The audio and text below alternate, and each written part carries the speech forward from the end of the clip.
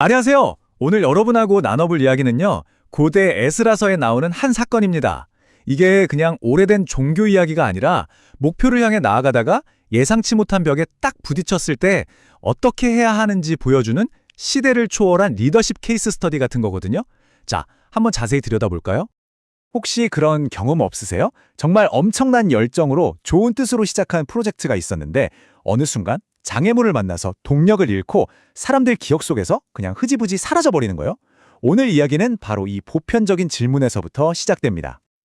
자, 보세요. 처음 1년 차에는요, 공동체의 정체성을 되찾는다는 거대한 희망에 부풀어서 막 기초공사를 시작합니다. 근데 바로 다음에 지역 세력들이 강력하게 반대를 하고 나선 거예요. 그래서 프로젝트가 속수무책으로 딱 멈춰버립니다. 그리고 그 상태로 무려 18년 이상이 흘러가요. 18년. 와, 거의 한 세대가 바뀔 시간이잖아요. 이쯤 되면 처음에 그 뜨거웠던 사명 같은 건 다 잊어버리게 되죠. 사실 어떤 위대한 계획이든 시간이 흐르고 현실의 벽에 부딪히면 처음의 열정은 희미해지기 마련이니까요. 자, 그래서 첫 번째 파트입니다. 보류된 사명. 공동체의 핵심 정체성이 걸린 프로젝트가 이렇게 버려졌을 때 이 공동체는 과연 어떤 상태에 놓이게 되었을까요? 핵심은 바로 이거예요. 이게 그냥 건설이 좀 늦어지는 그런 단순한 문제가 아니었다는 거죠. 이 미완성된 성전은 뭐랄까, 방향을 잃어버린 공동체 그 자체를 보여주는 상징이었던 거예요. 우리는 누구인가? 이 질문에 답을 줄 중심점이 사라지니까 공동체 전체가 그냥 무기력에 빠져버린 겁니다. 자, 그럼 이 깊은 무기력에서 어떻게 빠져나왔을까요? 두 번째 파트에서 그 해결의 실마리를 한번 찾아보죠. 이들을 아주 그냥 정신이 번쩍 들게 만든 강력한 메시지가 있었거든요. 변화의 촉매제는 바로 학계와 스가랴라는 두 사람이었습니다. 이들이 나타나서 사람들에게 딱 꼬집어서 얘기한 거죠. 아니, 우리가 지금 왜 여기 와 있는지, 원래 뭘 하려고 했는지 다 잊어버린 겁니까? 와, 이 날카로운 질문이 사람들 마음속에 꺼져가던 사명의 불씨를 다시 확 살려낸 겁니다. 근데 여기서 진짜 흥미로운 게 뭐냐면요, 이렇게 외부의 어떤 강력한 메시지를 통해서 각성하는 패턴이 이 이야기만의 특별한 게 아니라는 거예요. 성경을 쭉 보면요, 모세부터 베드로까지 정말 중요한 인물들이 길을 잃었을 때마다 어떤 결정적인 한마디를 듣고 다시 자기 사명을 되찾는 패턴이 계속해서 나옵니다. 어쩌면 리더십의 위기 순간에 진짜 필요한 건 정곡을 찌르는 질문 하나일지도 모르겠어요. 그쵸? 자, 그래서 사람들이 다시 힘을 내서 공사를 시작했는데 그럼 이제 모든 게 술술 풀렸을까요? 천만에요. 세 번째 파트입니다. 앞으로 나아가려고 하니까 아니나 다를까 또 다른 거대한 장애물이 나타나요. 바로 이 지역을 다스리던 총독 다트네가 공식적으로 조사를 나온 겁니다. 총독이 직접 현장에 와서 딱 이렇게 묻는 거예요. 와, 이 말 되게 날카롭고 위협적이지 않나요? 니네 누구 허락받고 이 큰 공사를 하는 거냐? 이런 뉘앙스잖아요. 이 한마디에 모든 게 다시 물거품이 될 수 있는 진짜 아슬아슬한 순간이었죠. 자, 이 위기 일발의 상황에서 공동체 어른들, 장로들은 어떻게 대응했을까요? 네 번째 파트인데요. 이들의 대응 방식은요, 와, 이건 진짜 오늘날 위기관리 커뮤니케이션의 완벽한 교과서라고 할 수 있습니다. 한번 생각해 보세요. 보통 이런 권위적인 질문을 받으면 어떨까요? 아니, 우리한테 그럴 권리가 있거든요? 하면서 감정적으로 맞서거나 아니면 막 변명하면서 방어적으로 나오기 쉽잖아요. 그쵸? 근데 이 장로들은요, 전혀 다른 길을 택합니다.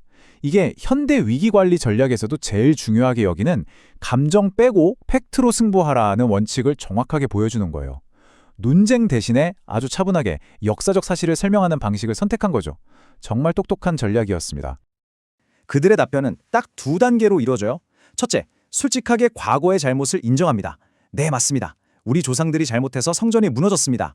이렇게 먼저 상대방이 공격할 빌미를 없애고 오히려 신뢰를 얻는 거죠. 그리고 나서 둘째, 하지만 지금 이 공사는 불법이 아니라 예전 왕께서 내리신 공식 명령에 따른 합법적인 절차입니다. 라고 선례를 딱 제시하는 거예요. 그러니까 과거의 책임은 지면서도 현재 행동의 법적 정당성은 확실하게 챙긴 거죠. 먼저 공감대를 만들고 그 다음에 팩트를 제시하는 이 순서, 정말 기가 막히지 않나요? 결국 이 전략은 제대로 먹혀들었습니다. 자, 마지막 파트에서는요, 이 장로들의 지혜로운 대응이 성공할 수 있었던 근본적인 이유가 뭔지, 그리고 이 이야기가 어떻게 마무리되는지 한번 살펴보겠습니다. 성경은 그 이유를 이렇게 표현해요. 하나님의 눈이 그들을 돌보셨다. 이게 그냥 지켜봤다는 뜻이 아니에요. 이 표현의 뉘앙스를 보면 두 가지 의미가 다 들어있어요. 첫째는 임재, 그러니까 그들과 함께 하신다는 뜻이고, 둘째는 보호, 그들의 안전을 지켜주신다는 의미입니다. 단순한 관찰이 아니라 적극적인 개입과 보호를 의미하는 거죠. 그리고 바로 이 지점이 이 이야기의 진짜 놀라운 반전이에요. 그 하나님의 눈이라는 게 실제로 어떻게 작동했느냐. 하늘에서 막 불이 떨어지고 그런 기적이 아니었어요. 총독이 장로들의 말을 듣고 막 화를 내거나 공사를 중단시킨 게 아니라 지극히 합리적인 행정 절차를 밟았다는 겁니다. 그래요? 알겠습니다. 그럼 정말 그런 명령이 있었는지 공식적으로 확인해 보겠습니다. 하고는 왕에게 편지를 보낸 거죠. 그리고 그 답장을 기다리는 동안 공사는 멈추지 않고 계속될 수 있었던 겁니다. 그리고 이게 바로 이 이야기 전체를 관통하는 가장 중요한 메시지라고 생각해요. 우리는 흔히 신의 도움이나 기적이라고 하면 뭔가 엄청나게 극적인 사건을 떠올리잖아요. 근데 때로는요, 그냥 지극히 평범하고 상식적인 과정, 그러니까 이 골치 아픈 행정 절차가 꼬이지 않고 순리대로 착착 진행되는 것, 바로 그 자체가 보이지 않는 큰 도움일 수 있다는 겁니다. 마지막으로 이 질문을 한번 던져보고 싶어요. 복잡한 서류 작업이나 엄청 까다로운 허가 절차가 이상할 정도로 막힘없이 술술 풀렸던 경험 혹시 없으신가요? 어쩌면 고대의 이 행정적인 승리처럼 우리 일상 속에서 그냥 순조롭게 흘러가는 그 과정들 안에 이미 특별한 도움이 담겨 있는 건 아닐까요? 한 번쯤 생각해 볼 만한 문제인 것 같습니다.